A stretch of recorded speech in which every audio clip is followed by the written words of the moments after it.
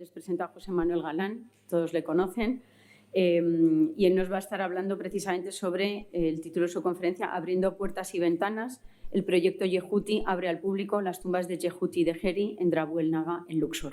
Es que nada, que lo disfruten. Gracias, José Manuel. Buenas tardes a todos. Gracias, Isabel Olves. Gracias también a Esther Pons por la organización del ciclo de conferencias y a la directora del Museo Arqueológico, Isabel Izquierdo. Es creo que una ocasión fenomenal el reunir en 2 días un pequeño resumen de distintas excavaciones españolas en Egipto. Para el público creo que es una gran oportunidad, pero también para nosotros el tener la ocasión de vernos y charlar un poco, que aunque parezca mentira tampoco tenemos tantas ocasiones, ni siquiera los que trabajamos en Luxor a veces tenemos tiempo de visitarnos y de intercambiar ideas o lo que estamos trabajando, ¿no? Así que este ciclo de conferencias creo que es más que bienvenido, tanto por el público como por nosotros mismos, ¿no? Bueno, yo hoy me voy a centrar en la apertura al público de parte del yacimiento y de las tumbas de Yehuti y de Geri, aunque no solo de eso hablaré, porque creo que es aunque esté mal que lo diga yo, un hito importante de la egiptología española, el haber acabado un trabajo y abrirlo al público y que sea visitable por todos, ¿no? Obviamente no es un trabajo mío, sino que es un trabajo de todo el equipo del proyecto Yehuti, que llevamos trabajando en Drabu el Naga desde hace 23 años. Como muchos de vosotros ya sabéis, Drabu el Naga es el nombre moderno de la colina que se ubica en el extremo norte de la necrópolis tebana, justo enfrente del templo de Karnak, en la orilla oeste. Está justo, digamos, a la entrada casi del camino que conduce al Valle de los Reyes, muy cerquita de la casa que utilizó Howard Carter mientras estaba excavando la tumba de Tutankamón, muy cerquita de parte de la necrópolis que se conoce con el nombre del Tarif, aunque la necrópolis tebana en realidad es una única área. Los antiguos egipcios percibían la necrópolis, a pesar de que tiene 3 kilómetros, más de 3 kilómetros de sur a norte, los antiguos egipcios lo percibían como una sola unidad, ¿no? Aunque nosotros le damos distintos nombres modernos y da la sensación de que en la orilla oeste había varias necrópolis, pero solo había una, ¿no? Nosotros estamos muy cerquita de una zona que se llama el Tarif, donde se enterraron los reyes de la dinastía 11 y, como decía, justo enfrente del templo de Karnak. Cuando empezamos el proyecto Yehuti, el permiso nos lo concedieron en 2001. La primera campaña tuvo lugar en enero de 2002 y lo único que se veía en ese momento era la entrada a la tumba de Yehuti, la TT11. Yehuti era supervisor del tesoro bajo la reina Hatshepsut. Su tumba, como veréis ahora, está enteramente decorada con inscripciones, ¿no?, que hablan de la actividad de Yehuti bajo la reina, y por eso llamó mi atención. Este es el primer día de excavación, no se ve muy bien en la fotografía. Andrés Diego Espinel está justo a la entrada y José Miguel Serrano está descendiendo hacia la entrada en una hondonada que se había convertido en un basurero del poblado de Drabu el Naga, que justo termina a nuestra izquierda. Lo primero que hicimos fue adecentar esa caseta que se había construido en 1909 para proteger la fachada de la tumba de Yehuti, que está decorada, como veréis a continuación, con inscripciones. La necrópolis, las tumbas de la necrópolis de la antigua Tebas estaba siendo saqueada a finales del siglo XIX, principios del XX, para proteger la tumba. No solo se cerró con una cancela de metal, como en la mayoría de los casos, sino que como la fachada de Yehuti está decorada, se construyó una pequeña caseta en 1909. Nosotros lo que hicimos fue, en ese primer momento, adecentar la caseta, reforzar el techo de madera y a continuación empezamos a excavar fuera. La excavación empezó en el exterior, entre otras razones porque en el interior en las cámaras más internas, tanto de la tumba de Yehuti como de su vecino Geri, los techos estaban rotos, comunicaban con tumbas ubicadas más arriba en la montaña. A través de esos agujeros caían escombros y era muy difícil gestionar los escombros de dentro.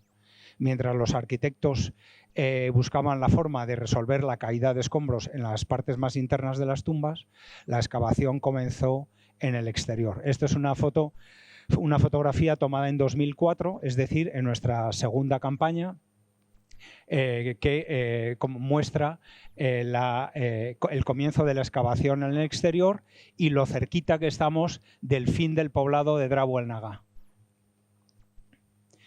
Esta es la misma, prácticamente del mismo lugar, tomada la fotografía en 2023.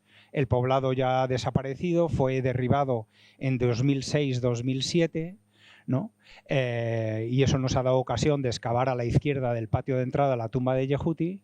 Y como veis, ahora se ve enteramente el patio de entrada de la tumba de Yehuti, que tiene 34 metros de longitud. Es un patio muy grande. Muy estrecho y muy grande, y la entrada, como ya veréis y ahora comentaremos, la entrada ha sido modificada. La modificamos en 2017, derribamos la caseta que se levantó en 1909, y en 2017 construimos una protección nueva. Esta es la protección a la entrada a la tumba de Yehuti. No tengo mucho tiempo de entretenerme en los detalles técnicos, pero lo más llamativo es que el edificio es más alto para que la protección no toque las inscripciones de la fachada, ¿no? Y todo el edificio está rodeado de una especie de claraboya o ventana que permite filtrar la luz solar y darle al visitante la sensación de que todavía está al aire libre, porque originalmente la fachada estaba al aire libre. Esta es una fotografía tomada en 1909, antes de la caseta que se construyó después, ¿no? Y que muestra cómo habría sido la tumba originalmente, con la fachada vista y dos grandes inscripciones a un lado y a otro de la entrada. Este dibujo, realizado por Carlos Cabrera, uno de nuestros arquitectos, muestra cómo habría sido la tumba originalmente y cómo se ve en una perspectiva de 3 dimensiones. Cuando comenzamos a excavar, el edificio de 1909, como se puede apreciar aquí, estaba demasiado cerca de la fachada. El muro de protección se apoya, de hecho, en un pozo funerario, donde probablemente se enterraron los padres de Yehuti, ¿no? Y las vigas de madera de la techumbre están tocando casi la inscripción biográfica de Yehuti. Es decir, era un edificio que sirvió para el propósito, protegió a la tumba de Yehuti de futuros saqueos, pero estaba construida demasiado próxima a la fachada. Nosotros en el nuevo edificio, como decía antes, llevamos el muro de protección de la entrada que se apoyaba en el brocal del pozo, más alejado de la fachada, y el techo lo elevamos para que no tocara la inscripción biográfica de Yehuti. Así es como estaba antes, en 2004, ¿no? Y así es como está ahora. Este es un restaurador egipcio, Saad, que nos acompañó durante varias misiones, ¿no? Retocando los últimos retoques de la restauración. Y es así como se ve. Esta es parte de la fachada de la tumba de Yehuti, con una inscripción autobiográfica donde Yehuti nos cuenta todo lo que ha hecho al servicio de la reina Hatshepsut en torno al año 1470 a.C. A este otro lado habría una inscripción de tipo religioso, un himno al dios Amón, ¿no? Y a ambos extremos, ambas esquinas, habría una estatua de la tumba de Yehuti. Yehuti es uno de los primeros oficiales de la dinastía 18 que decora las fachadas. Hasta la época de Yehuti, las tumbas que se conocen hasta hoy en día en la necrópolis tebana no decoraban las fachadas. Cuando comenzamos a excavar en el año 2002, ya os adelantaba antes que el problema principal era que la parte más interna de la tumba tenía el techo con dos grandes agujeros a través de los cuales se colaban los escombros hacían muy difícil el trabajo en el interior. Y en esta otra fotografía es como ha quedado el pasillo para ser visitado por quienes se detengan en Drabu el Naga. El problema, como os decía, era que el techo de la cámara más interna de la tumba de Yehuti tenía dos grandes agujeros que se colaban los escombros. Estuvimos con los arquitectos Joan Ibars y Carlos Cabrera buscando diferentes fórmulas de solventar el problema de la caída de escombros, hasta que al final tuvimos que buscar la solución desde arriba, desde fuera, ¿no? Encontrar, digamos, la parte de arriba de la chimenea y desde arriba ir bajando, entibando con planchas de metal de unos 25 centímetros cada poquito que bajábamos hasta alcanzar el agujero de entrada a la tumba de Yehuti. Perdón. Los escombros en la cámara más interna llegaban casi hasta arriba. Este es el nicho de las estatuas de Yehuti y sus padres, que están al fondo del todo. Y este es el agujero, ya una vez resuelto el problema, a través del cual se colaban los escombros y las planchas de metal que fuimos soldando de arriba a abajo hasta alcanzar la esquina del techo de Yehuti. En la fotografía está José Miguel Serrano, catedrático de la Universidad de Sevilla, que fue quien se encargó de la excavación de esta sala más interna. Lo bueno para nosotros fue que, como siempre ocurre en la arqueología, un poco como en la vida, lo que al principio parece malo acaba siendo bueno, y los escombros, que fueron nuestra pesadilla durante 5 años, al final se convirtió en nuestra bendición porque habían protegido la decoración en relieve de toda esta sala. Así que a medida que José Miguel fue bajando la tierra y las piedras que habían llenado esta sala, fuimos sacando a la luz los relieves que decoraban las paredes, que son de una gran calidad y además contienen información de tipo religioso, cultural, muy interesante, y el nicho de estatuas de Yehuti y de sus padres. Aprovechando los dos agujeros a través de los cuales se colaban los escombros, de nuevo lo que parecía algo malo se convirtió en bueno. Aprovechamos esos dos agujeros para colocar dos grandes vigas de hierro de un lado a otro de la sala, a hacer un techo, digamos, de metal, de rejilla, para que los futuros visitantes, en ese momento soñábamos con que las tumbas se abrieran al público, para que los futuros visitantes pudieran visitar la sala sin correr peligro, ¿no? Tuvimos la suerte de contar con otro arquitecto fenomenal, Nacho Forcadell, que fue quien diseñó el sistema de meter las vigas partidas, las soldamos dentro de la cámara porque no entraban por la puerta, las soldamos dentro. De esas dos vigas que atraviesan toda la sala, colgamos una rejilla, ¿no?, que protege a los futuros visitantes, pero a la vez deja ver cómo está el techo en ese momento. Además, el diseño de Nacho está muy bien pensado porque la rejilla se divide en 4 secciones, de tal forma que si cayera un bloque de piedra, esa sección del techo se puede descender, extraer la piedra y volver a ascender, ¿no? Esto es como, aunque la fotografía no lo muestra muy bien, esto es como ha quedado el techo de metal, ¿no? Y lo bueno es que utilizando la estructura de metal, colocamos en su perímetro unas luces LED que iluminan los relieves casi como si fuera un museo, y de arriba a abajo, evitando los cables por el suelo, las luces por el suelo, que es lo normal en las tumbas tebanas que conservan el techo original. Nuestra desgracia de no conservar el techo original, pues nos ha permitido iluminar los relieves de una forma distinta a como se ven en otras tumbas, ¿no? Como decía antes, las paredes de esta sala más interna no solo tienen una calidad artística, los relieves casi próximas al templo de la reina Hatshepsut en Deir el-Bahari, sino que además contienen información de tipo religioso-cultural interesante. Porque Yehuti, igual que otros altos dignatarios de la época de la reina Hatshepsut, pretende mostrar sus conocimientos del pasado. En la época de Hatshepsut es como una especie de momento de renacimiento en el que se vuelve la vista atrás y se considera que el pasado, en este caso la dinastía 12, 500 años más antigua, es como el momento clásico de Egipto.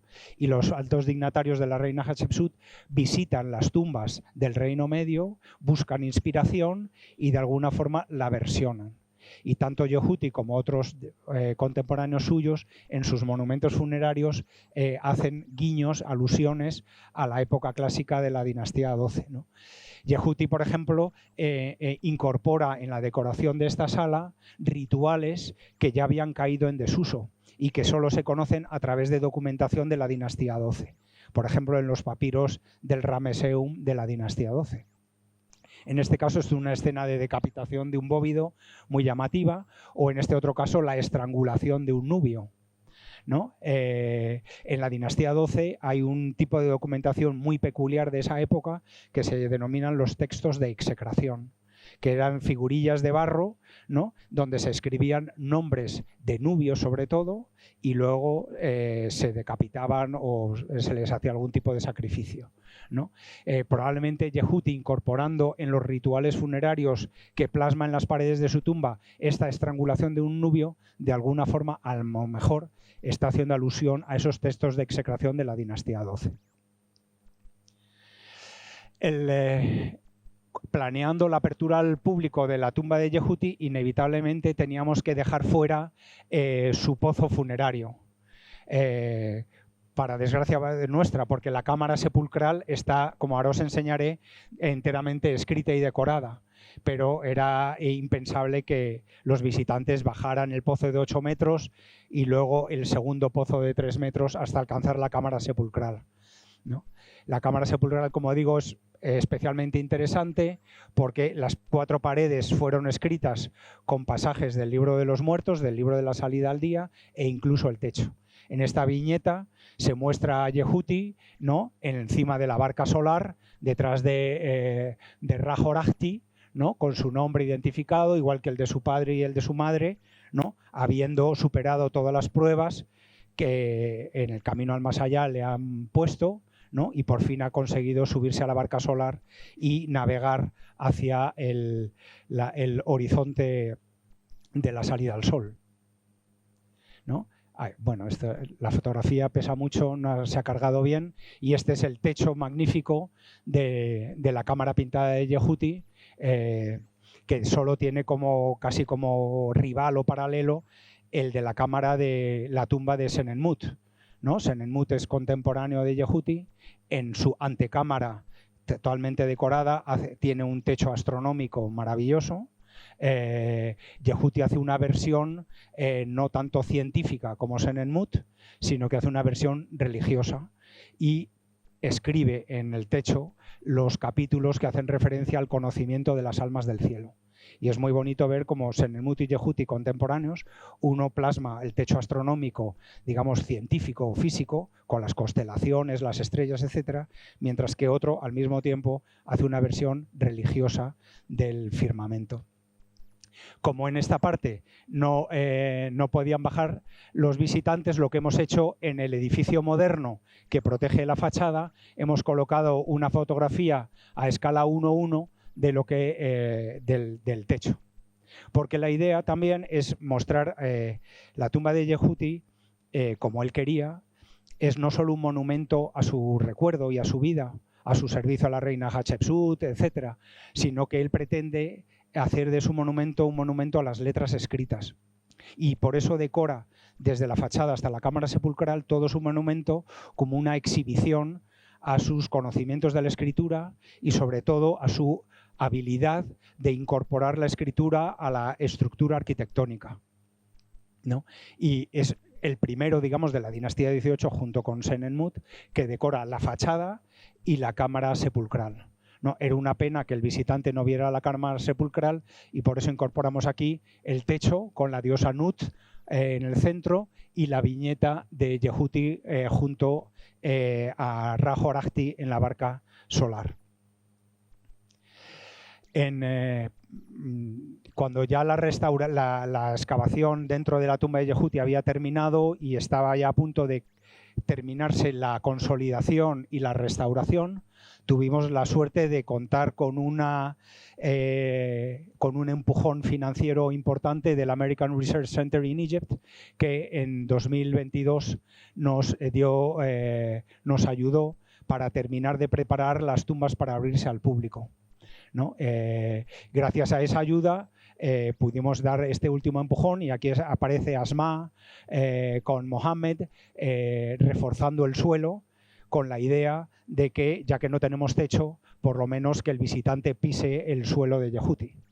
Esto es un detalle, digamos, que parece nimio, pero no es tan así, porque en Tebas la mayor parte de las tumbas abiertas al público tienen un techo de madera.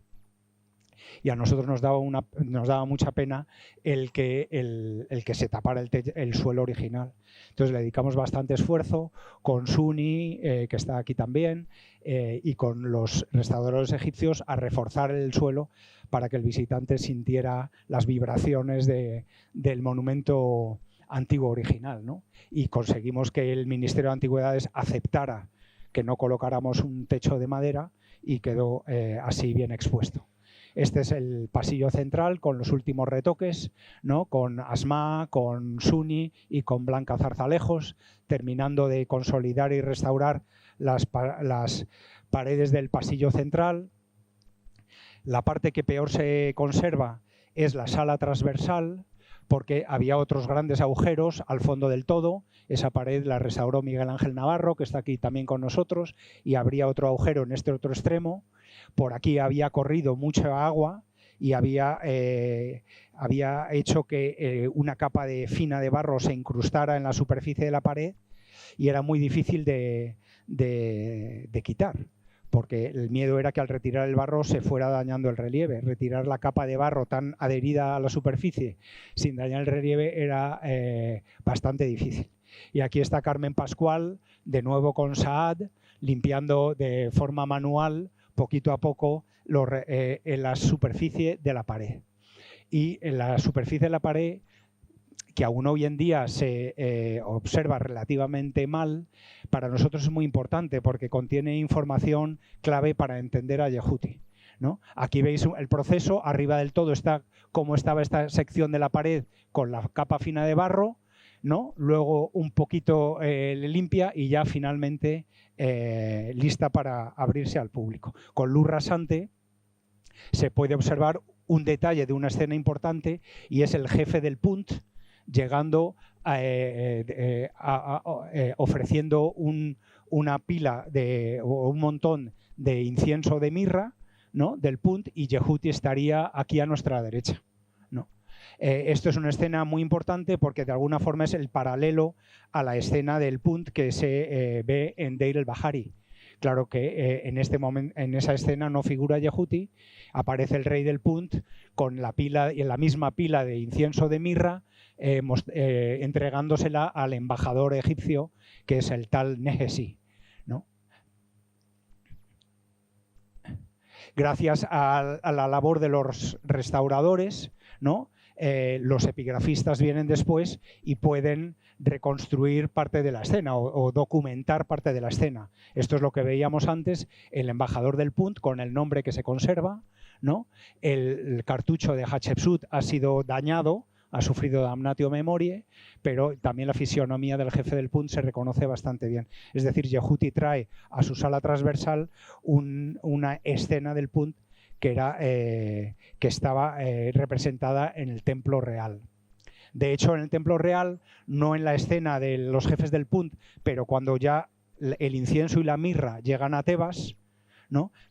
Hay una escena del pesaje del incienso y de la mirra, y después de que la escena se ha terminado, alguien coloca la figura de Yehuti, ¿no? Aquí se puede ver con luz rasante la figura que está inspeccionando el apilamiento de incienso y de mirra, y lo poquito que se puede leer junto a la figura, se puede leer el escriba, supervisor del tesoro, Yehuti, ¿no? Yehuti sufre no solo aquí damnatio memoriae, su figura después de haber sido tallada es borrada, ¿no? Se coló en una escena que no le correspondía, claramente, ¿no? Y no solo se le borró de este monumento real, sino que además en su tumba él sufre damnatio memoriae. Su figura y su nombre son sistemáticamente borrados. No sabemos muy bien si por esta razón o por otra razón. El caso es que la figura de Yehuti fue borrada en Deir el-Bahari después de haber sido tallada, y su nombre y su figura fue borrada de su propio monumento. La parte una vez consolidado y restaurada la tumba, es muy importante la documentación epigráfica, ¿no? Y la documentación epigráfica tuvimos la suerte, buscamos la suerte hace unos años de incorporar al equipo a Christian Bertes, que es el que era por entonces jefe epigrafista de la Universidad de Chicago, en Luxor, ¿no? Y Christian Bertes, en la Universidad de Chicago, lleva haciendo documentación epigráfica en Luxor desde 1924, o sea, 100 años, ¿no? Y Christian Bertes lo que ha hecho es incorporar las nuevas tecnologías, ¿no? Y ha hecho que la documentación epigráfica de la Chicago House se actualizara, ¿no? Y él lo que pretende es darle un plus a la documentación epigráfica y transmitir también la parte artística, ¿no? Y tratar que los dibujos no solo transmitan la información de las inscripciones o de las figuras, sino también en la mano del artista, ¿no? Y él lo que hace, partiendo de una ortofoto, ¿no? Dibujar con Photoshop, ¿no? Y con un sistema de sombras y de una serie de criterios para darle al dibujo ese toque artístico. Nosotros tuvimos, como digo, la suerte de incorporarle en nuestro equipo. Él enseñó a los epigrafistas su método y algunos de los detalles. Y aquí en la fotografía está Carmen Ruiz con un iPad haciendo el primer sketch basado en la ortofoto, ¿no? Que luego se va retirando y queda un dibujo que además de transmitir la información de las figuras y de las inscripciones, acaba transmitiendo el toque del artista. Pero este trabajo todavía está en proceso. Todavía nos queda un poquito. Bueno, en el exterior, en 2010, excavando por encima de la tumba de Yehuti, tuvimos la suerte de sacar a la luz una parte de lo que habría sido el recrecimiento de la fachada de Yehuti.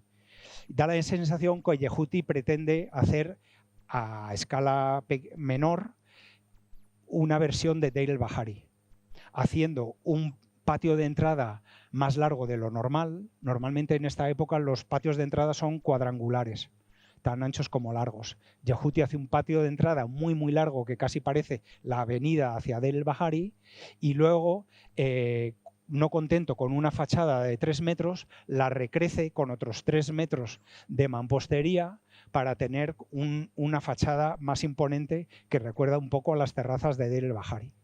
La parte de delante de este recrecimiento se ha perdido, pero conservamos parte de la esquina de atrás.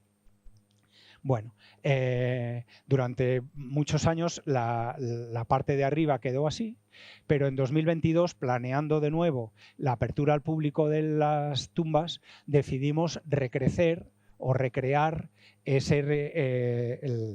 parte de arriba de la fachada de Yehuti, ¿no? Y es lo que estáis viendo aquí, con bloques de piedra, ¿no? Devolverle a la fachada de Yehuti la altura que habría tenido. ¿No? Y esto acaba siendo un rectángulo vacío. Yehuti lo habría también rellenado de cascotes y de tierra, ¿no? Los egipcios eran muy prácticos, hacían el exterior de piedra y por dentro era todo basura, por decirlo de algún modo, ¿no? Nosotros reconstruimos el rectángulo con la idea de instalar en él paneles solares, ¿no? Buscando fórmulas de hacer las cosas un poco distintas y un poco actuales.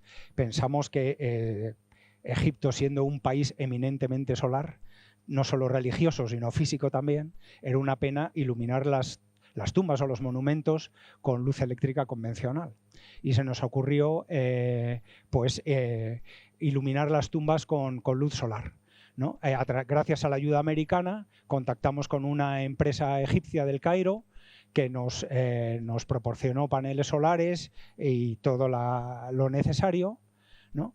En el hueco encima de la tumba de Yehuti instalamos los paneles solares, porque la idea era también que los paneles tenían que estar cerca de los monumentos, pero a la vez invisibles. No queríamos que en un yacimiento arqueológico hubiera algo moderno que distorsionara un poco la visita.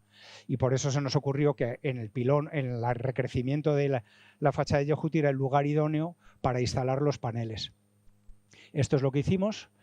Instalamos los paneles, ¿no? Con estos dos paneles se ilumina no solo la tumba de Yehuti, sino la de su vecino Geri, y sobra la mitad de energía.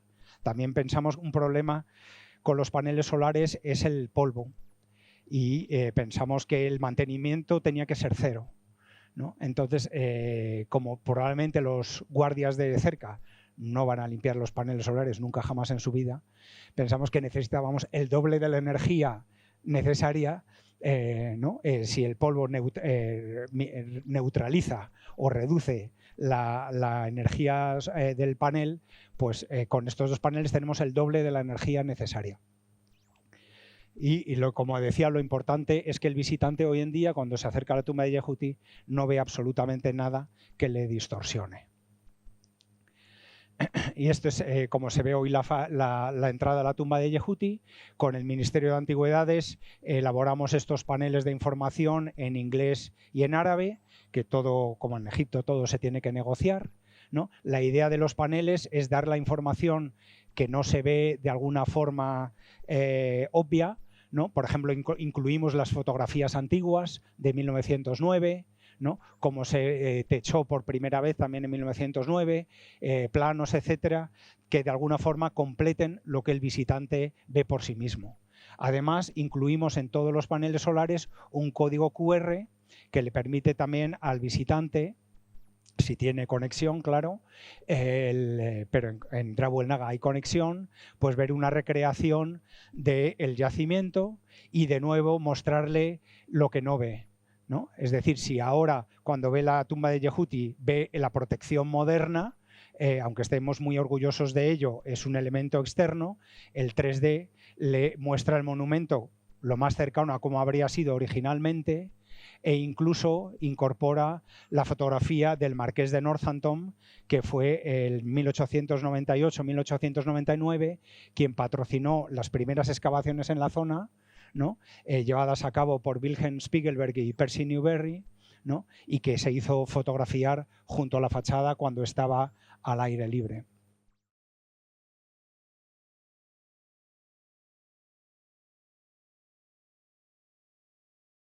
Se ha quedado enganchado.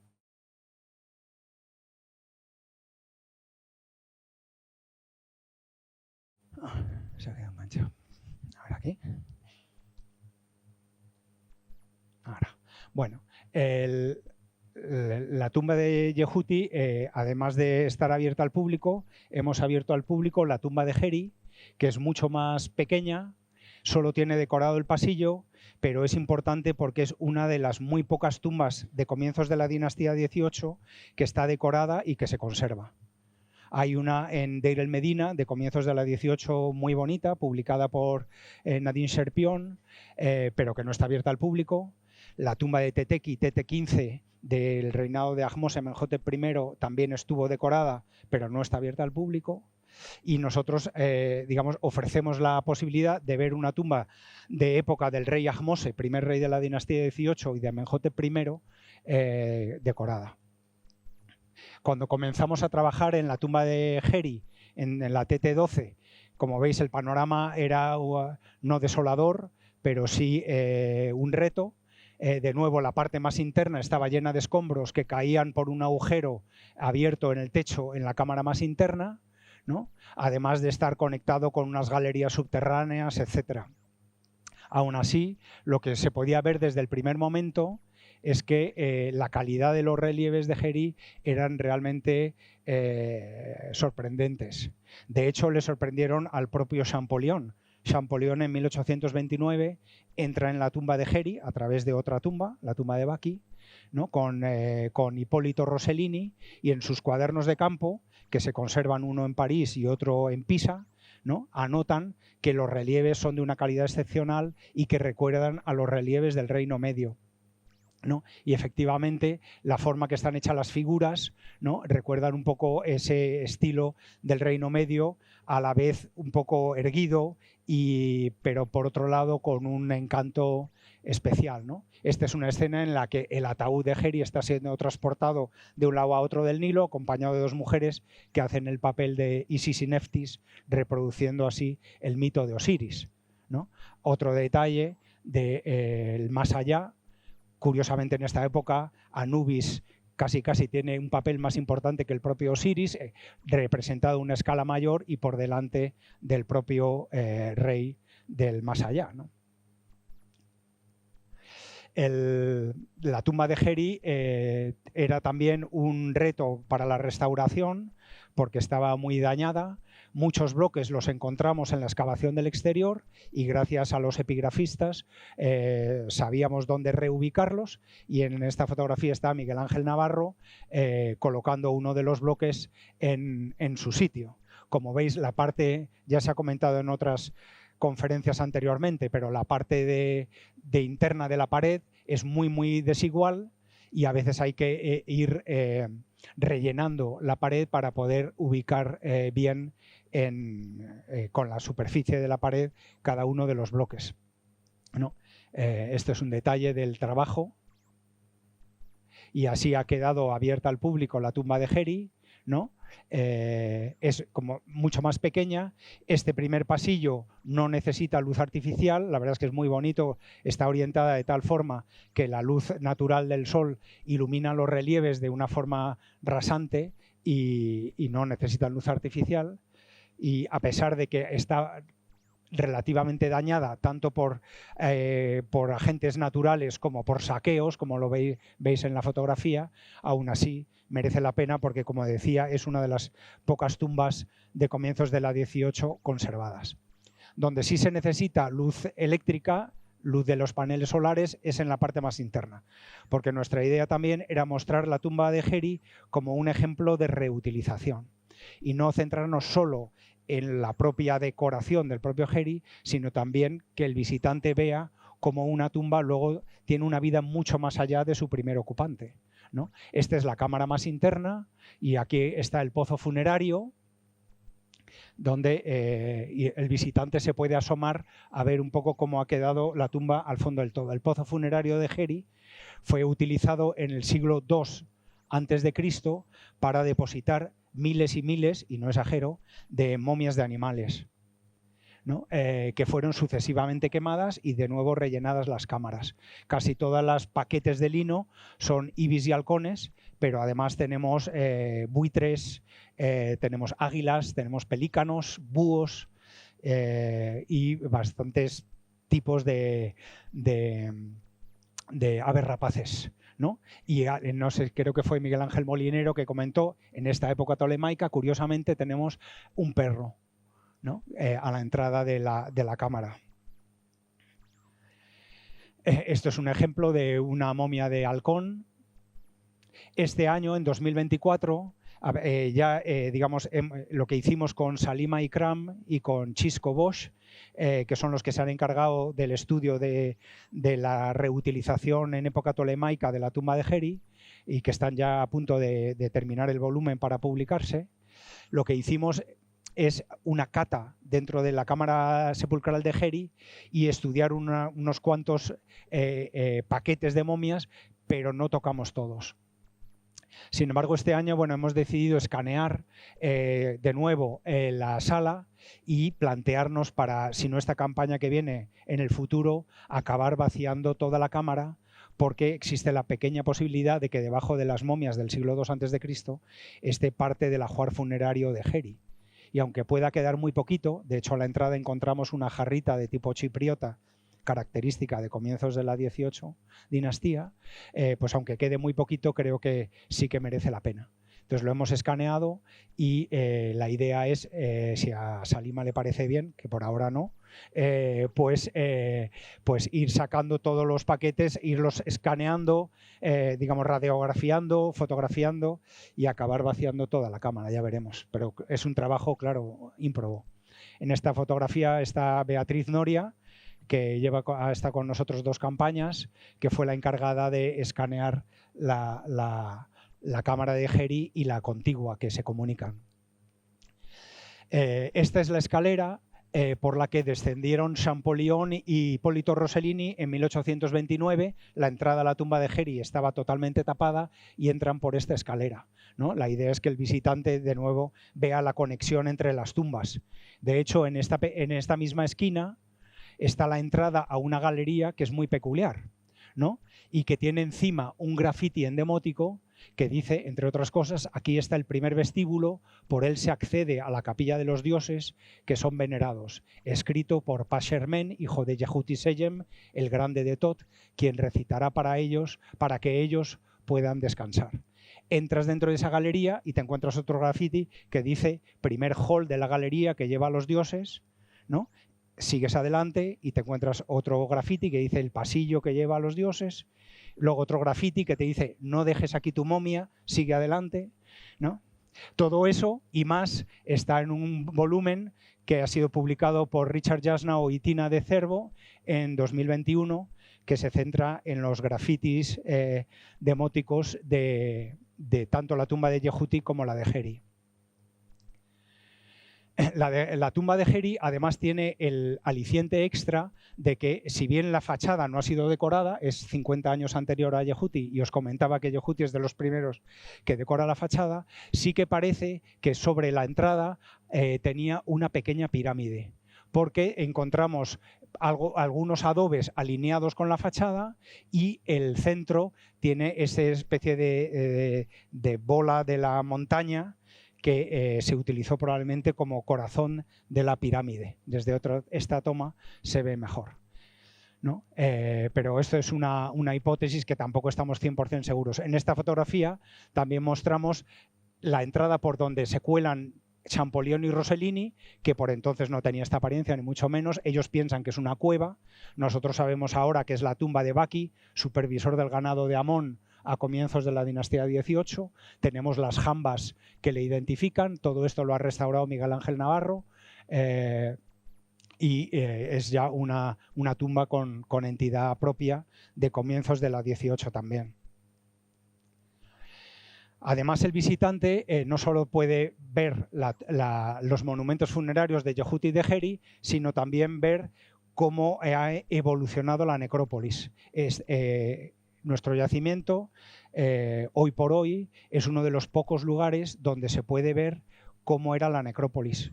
Hoy en día, por ejemplo, si vosotros habéis visto la necrópolis tebana, vas a ver la tumba de Reg Mirra, maravillosa, pero no tienes ni idea de lo que hay alrededor.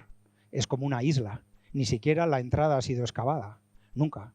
La tumba de Senegem igual. La tumba de Senegem es como una isla. Y se ven las tumbas, pero no se palpa la necrópolis, ¿no? Nosotros le damos al visitante la oportunidad no solo de ver las tumbas de Yehuti y de Geri y cómo fueron reutilizadas después, sino lo que ocurrió antes. Lo que ocurrió antes son estos pozos funerarios del segundo periodo intermedio y otras tumbas del Reino Medio con un jardín delante, que es lo que tenéis aquí.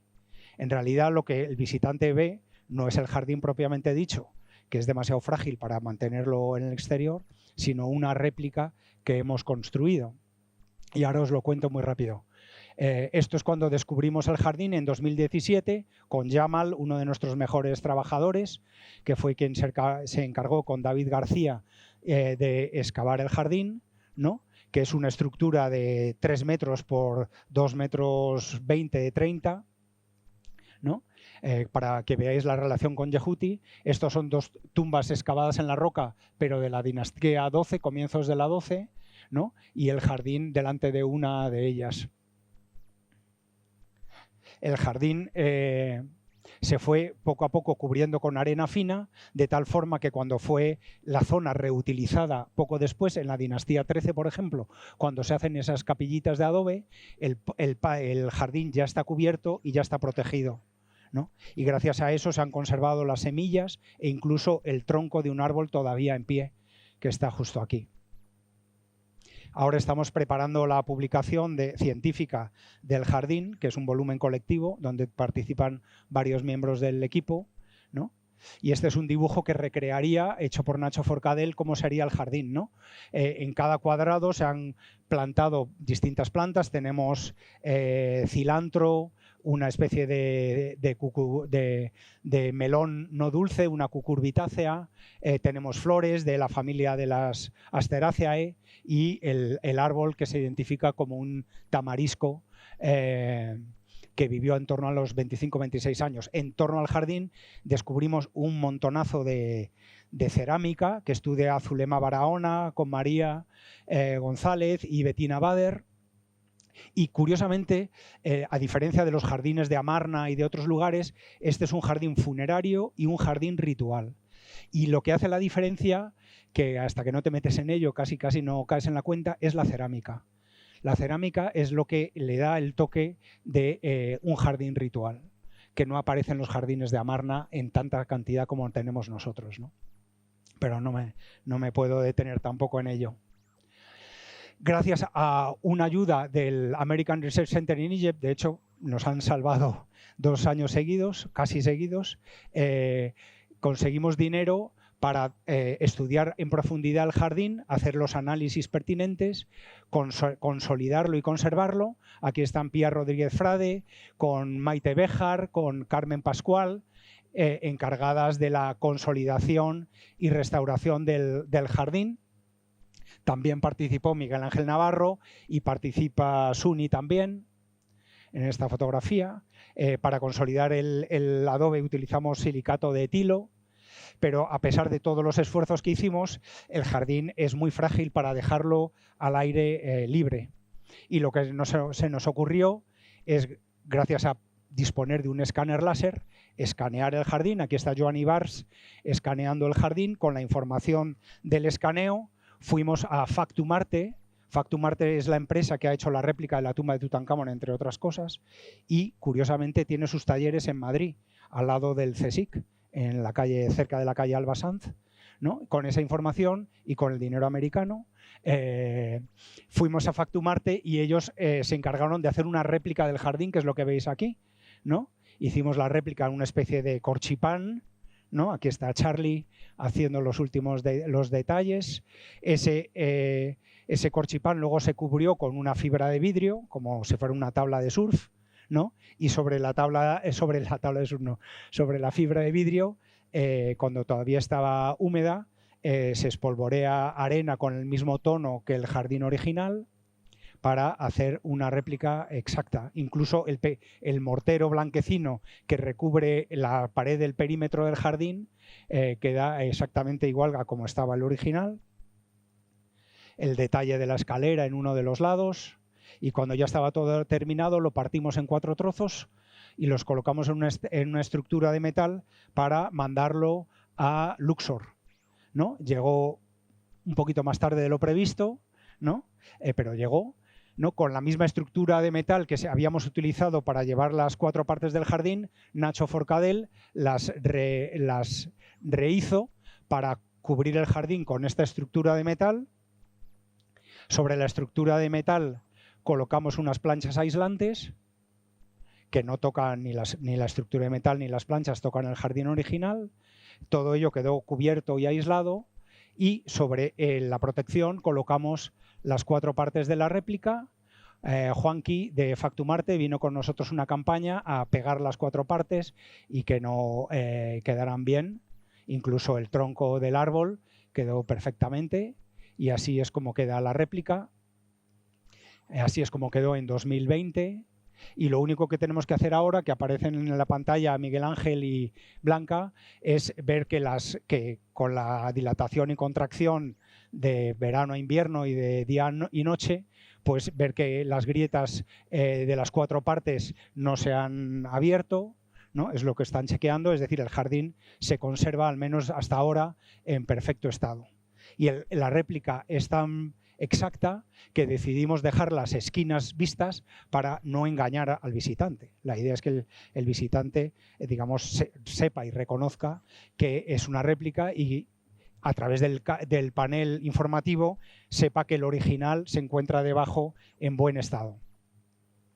El jardín, en realidad, que está aquí, estaba justo en la zona ocupada previamente por el poblado de Drabuelnaga, que fue demolido en 2006.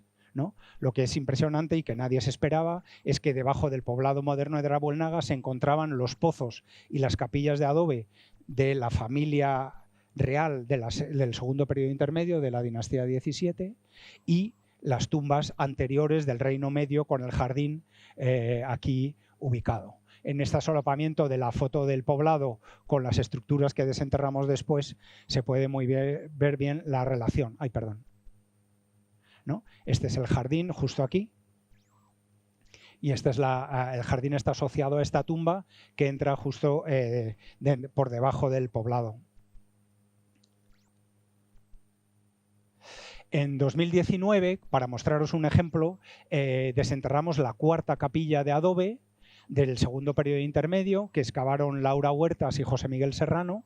Este es el momento en el que se está documentando el proceso de excavación de la capilla de adobe.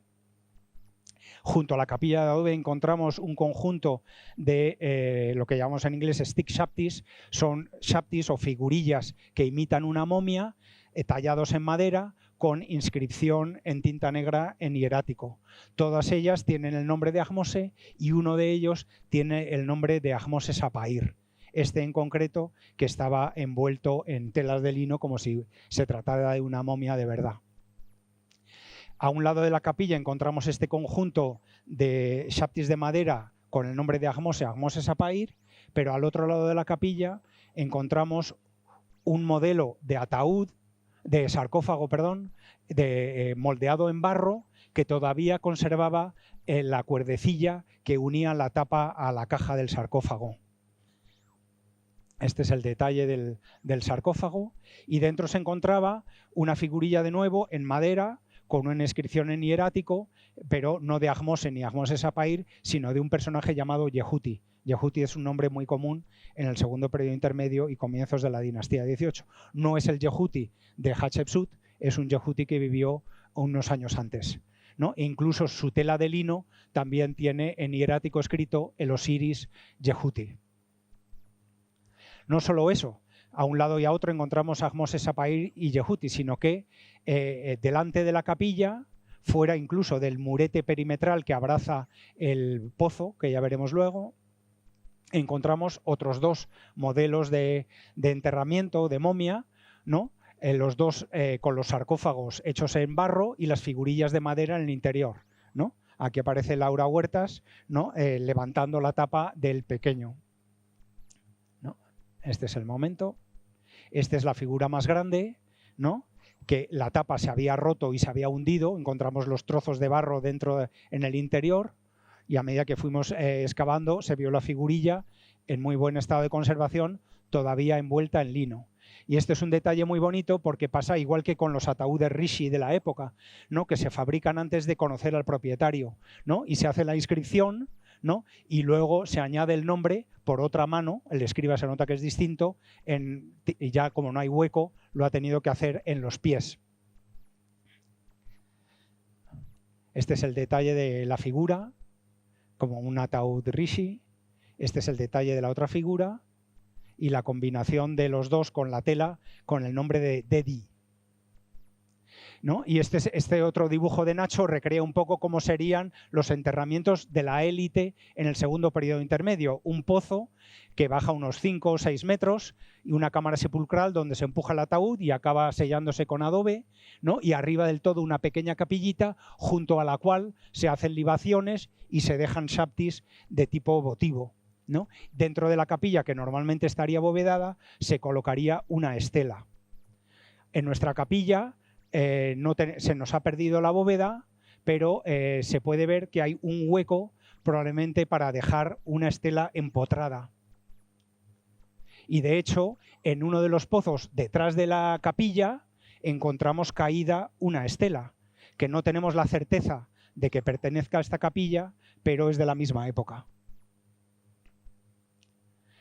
Además, perdón, tengo para volver atrás. Tengo que irme por aquí. Excavando en la entrada, en donde estaría la bóveda, encontramos fragmentos de mortero pintado, que está, como veis, pintado con motivos geométricos que imitan una jaima y que recuerdan a la tumba de Teteki, la tumba contemporánea más o menos a la tumba de Geri, que como veis tiene un techo tipo jaima. En el centro tiene una imitación de una viga de madera con las vetas y nosotros encontramos esa misma decoración e incluso en el fragmento de arriba a la derecha las vetas de madera. Y eso nos hace pensar que nuestra capilla de adobe era, si no contemporánea a la de Tetequi, al menos de un poquito anterior, tal vez un poquito anterior. Algunos de esos fragmentos conservaban sales producidas por el agua. Y eso nos hizo caer en la cuenta que la capilla de este personaje había sufrido la acción del agua, ¿no? De hecho, en la propia capilla se puede observar aquí cómo el agua corriendo de forma fuerte ha hecho una marca muy ostensible en la capilla de adobe, e incluso en el espacio entre la capilla y el pozo se puede observar que también hay restos de un agua torrencial. Y estando en la época de Tetequi, que es la época del rey Ahmose, se nos vino a la cabeza un documento importante que es la estela de la tormenta del rey Ahmose.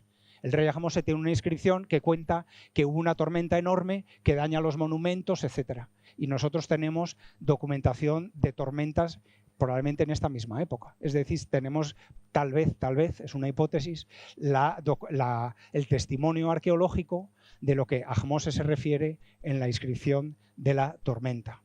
Nuestro interés por las lluvias en realidad viene de atrás, y por eso me interesó tanto y tiene un valor excepcional lo que está haciendo Miguel Ángel Molinero en la 209 de la documentación de las lluvias. Creo que es un aspecto muy importante y que se conoce muy poco. Cuando excavamos la tumba de Yehuti, el patio de entrada, en 2007, e hicimos una cata a la entrada, ¿no? Descubrí, por fin teníamos un perfil bien conservado que iba desde el año 2000 a.C., ahí encontramos un ataúd de esta época, hasta el suelo de Yehuti del año 1470. Es decir, teníamos un registro de lo que ocurrió en la necrópolis casi durante 500 años, bien conservado. Y gracias a los geólogos del equipo, Sergio Sánchez Moral, con Soledad Cuezba y Teresa Bardají, ¿no? Podemos identificar al menos 4 lluvias torrenciales, y ya entrando más en detalle algunas más, ¿no? Que ocurrieron en este lapso de tiempo. Esta secuencia del medio ambiente que tenemos en el patio de Yehuti también lo encontramos igual junto al jardín. Cuando excavamos alrededor del jardín, ¿no? En el perfil, ¿no? Aquí está Soledad cogiendo muestras, ¿no? Podíamos documentar también las mismas lluvias que habíamos documentado antes en el patio de Yehuti. Es decir, tenemos varios lugares en el yacimiento que pueden ayudarnos a reconstruir el medio ambiente. Pero es que además en el equipo incorporamos a Sebas, que es un fenómeno y que de ese mismo perfil puede extraer el polen. Y este es un polen de acacia de en torno al año... probablemente poco después del año 2000, 1700 a.C.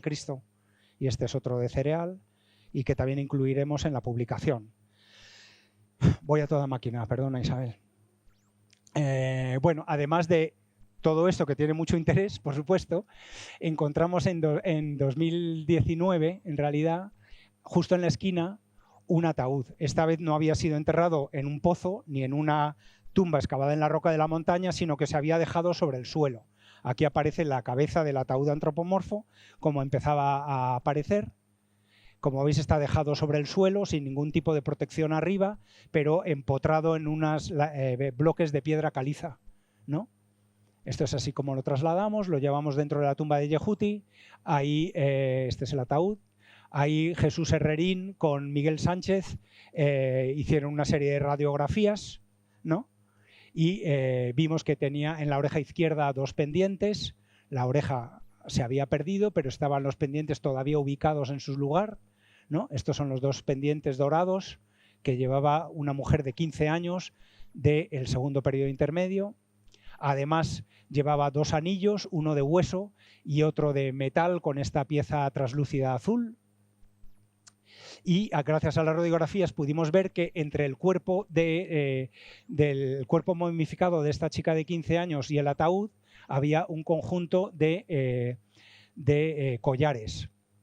Esto era como encontramos los collares entre el cuerpo y el ataúd, que pudimos retirar sin tocar la momia, ¿no? Y este es el conjunto de los anillos, los collares. Y uno de los collares es especialmente interesante porque está formado por 76 cuentas de piedras preciosas, ¿no? Como veis aquí. Esta última campaña, en 2024, incorporamos al equipo a 2 especialistas en gemas del Monte de Piedad de Madrid, que se dedican a eso, a tasar joyas, ¿no? Les incorporamos para que estudiaran el collar y hicieran un informe de perito de las piezas, ¿no?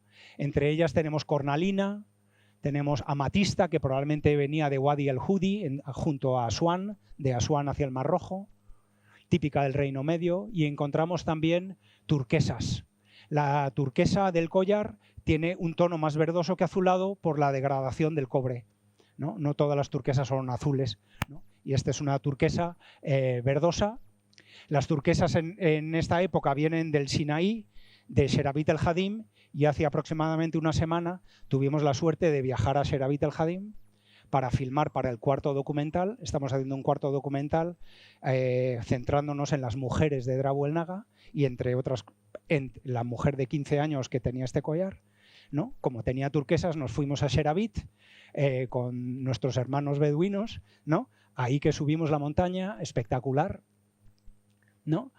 Buscando el templo. Estas son parte, como enseñaba Joan Oler, ¿no? Todo el degradado de las prospecciones y de los trabajos mineros de época antigua.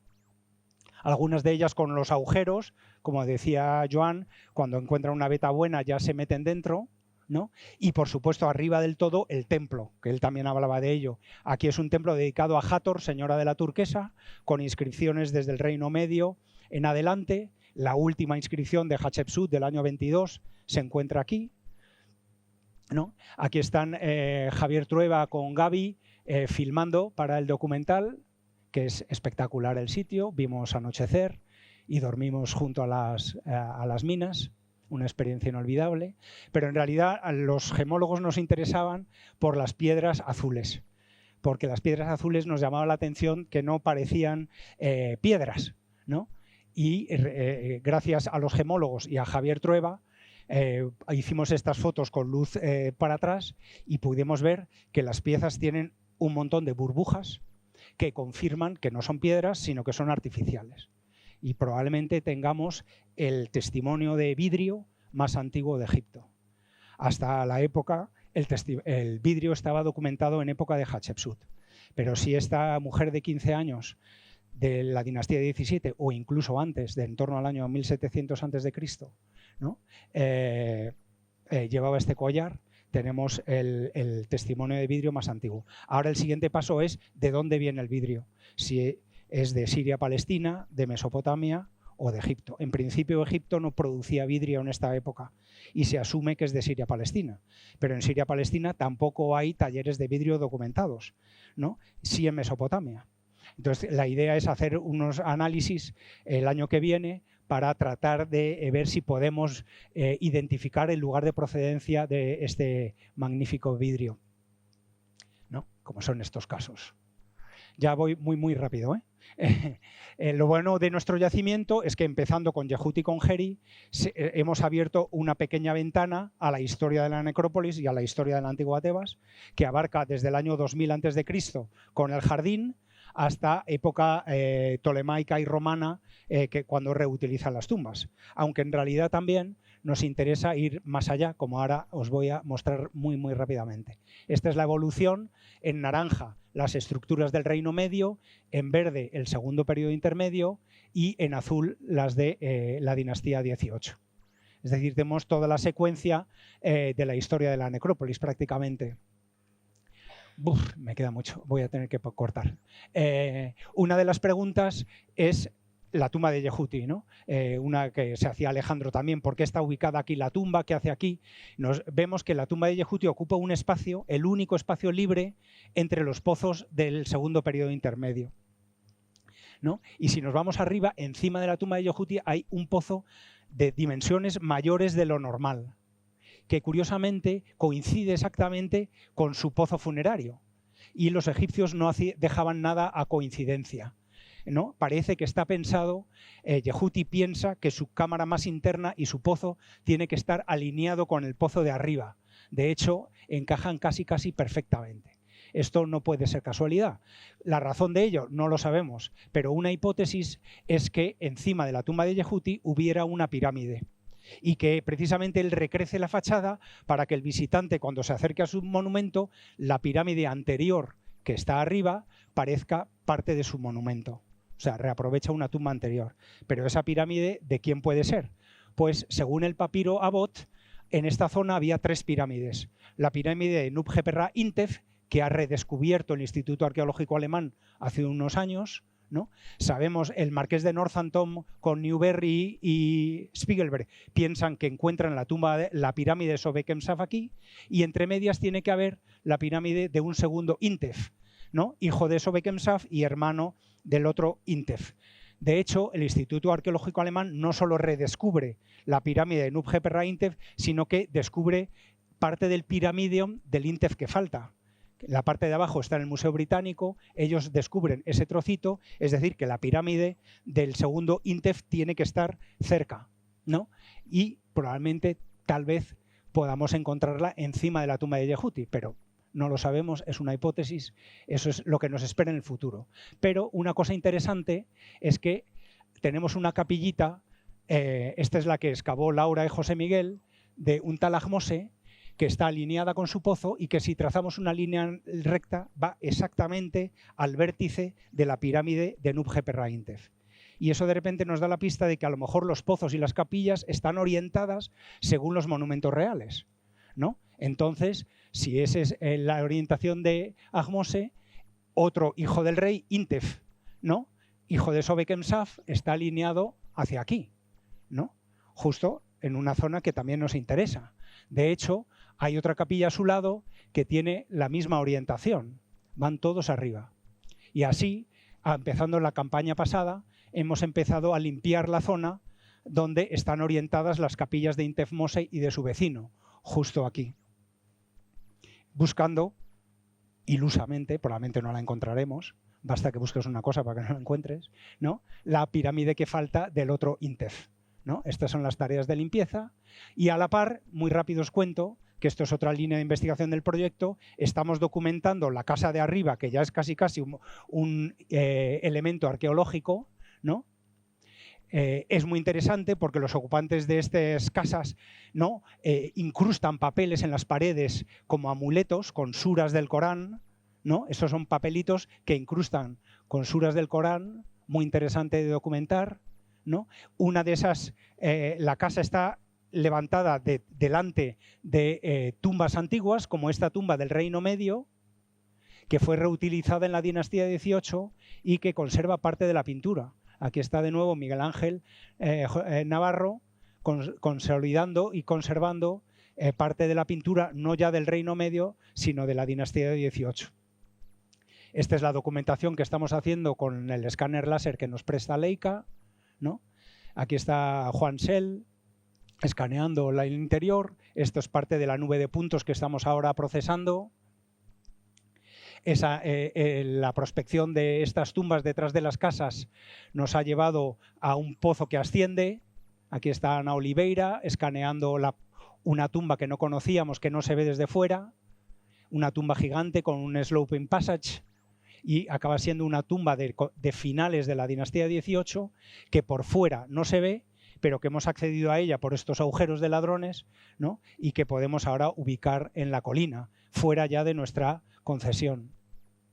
Como veis, el terreno de Rabuelnaga da mucho de sí y tiene un futuro, a pesar de que llevamos 23 años, y muy alentador. Yo creo que nos esperan grandes cosas. Y ya para terminar, sí que sí, a la vez que inauguramos las tumbas en 2023, que esta es una imagen de la inauguración oficial, tuvimos la suerte de contar con Mari Carmen, con José Ramón Pérez Acino, pero además con la presidenta del CSIC, Eloísa del Pino, con el embajador de España, Álvaro Iranzo, y también con Saji Hawass y el ex secretario general Mustafa Wasiri. Además, inauguramos en el Museo de Luxor una vitrina permanente con algunos de nuestros hallazgos más interesantes, como por ejemplo el ataúd de la dinastía XII de Iker, con la cerámica que encontramos junto a él, de comienzos de la dinastía XII, el juego de arqueros de la dinastía XVII, con 2 arcos con la cuerda todavía anudada en un extremo y las flechas, el ataúd de Neb, de la dinastía 17 también, las estelas del segundo periodo intermedio detrás, los ramos de flores del año 1000 a.C.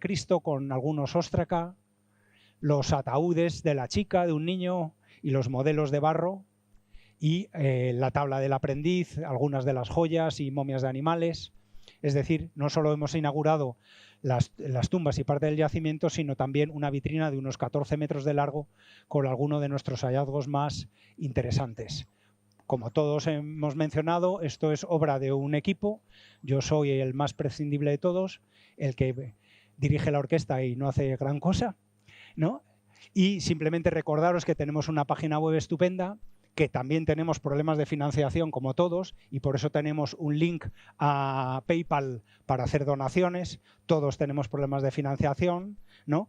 Y en una sección de videoteca podéis encontrar los documentales que hemos ya hecho con Javier Trueba y Televisión Española, los 3 documentales en español y en inglés, ¿no? Y esperemos que venga uno cuarto dentro de poco. Muchísimas gracias. Realmente impresionante todo y el futuro que tenéis por delante de lo que empezó siendo solamente Yehuti y todo lo que se ha abierto alrededor. Así que muchísima suerte con lo que venga a partir de ahora. ¿Alguna pregunta? Nos hemos quedado todos tan impresionados que... Hola, buenas tardes. Realmente impresionante todo lo que hemos visto.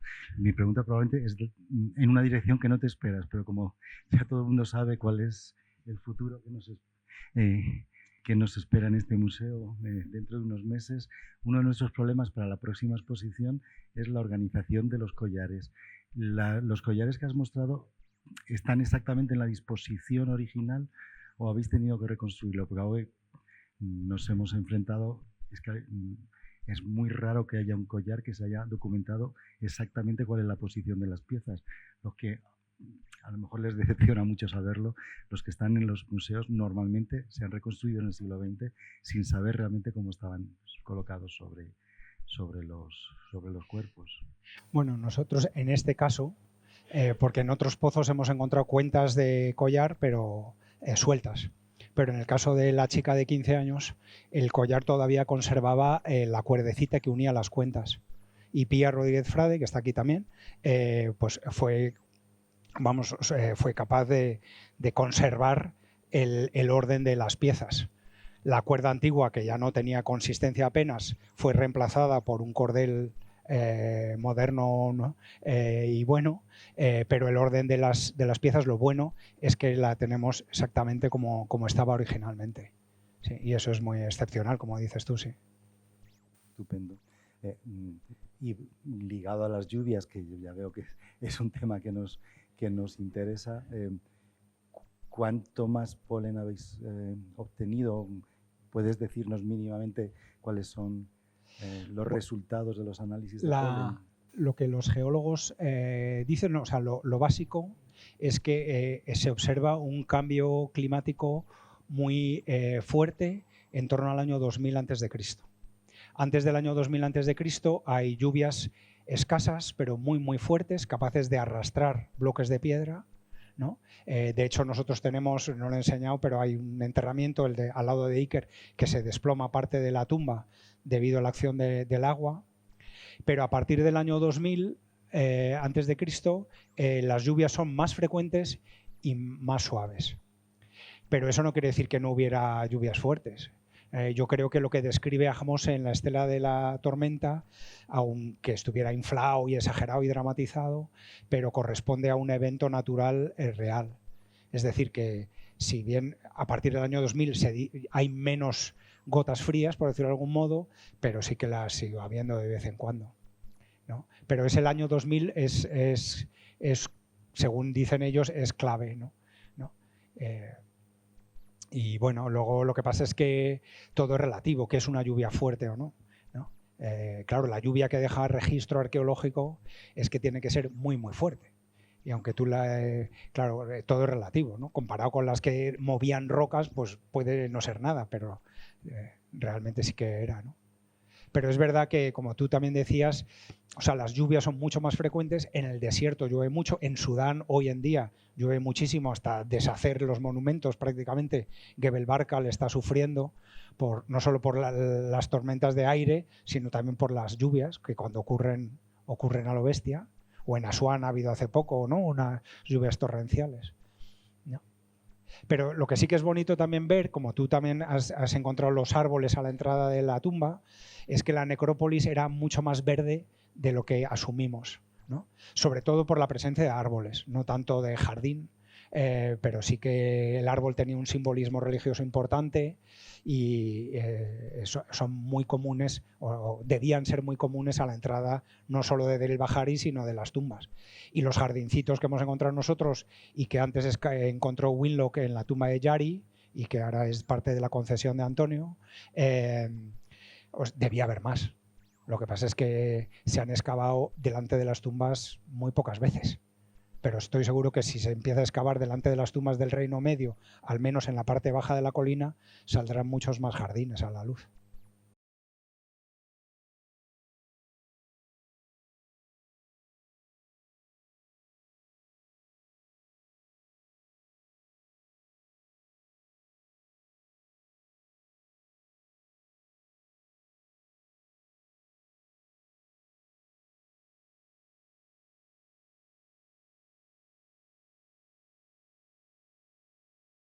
Del anterior.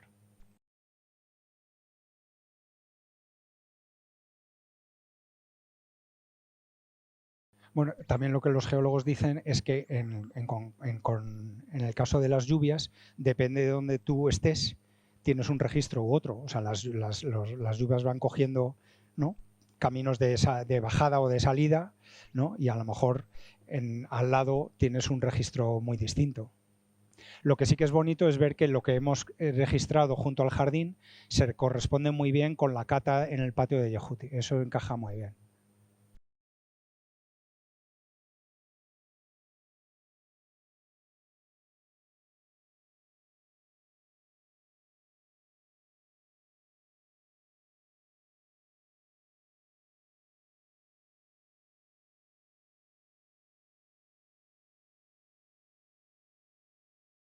Gracias. ¿Alguna pregunta más? ¿No? Bueno, pues muchísimas gracias. Bueno, gracias a todos. José Manuel, gracias por todo.